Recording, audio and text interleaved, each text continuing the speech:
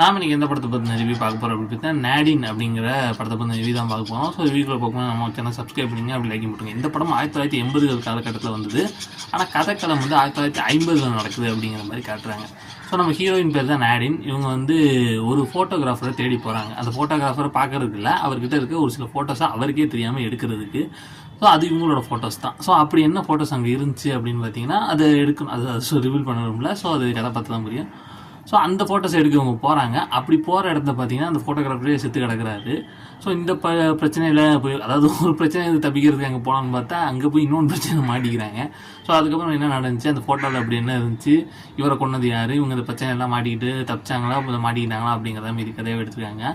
கதை கொஞ்சம் ப்ரெடிக்டபிள் கதை தான். அதுவும் இந்த படம் வந்து 1980 வந்ததுன்னு சொன்னேன். ஸோ ரொம்ப பழசாக அந்த டைமில் மேபி ஒரு கிரைம்ஸ்லாம் இருந்திருக்கான். இப்போ ஒருத்தர் இருந்த மாதிரி எனக்கு தெரியல.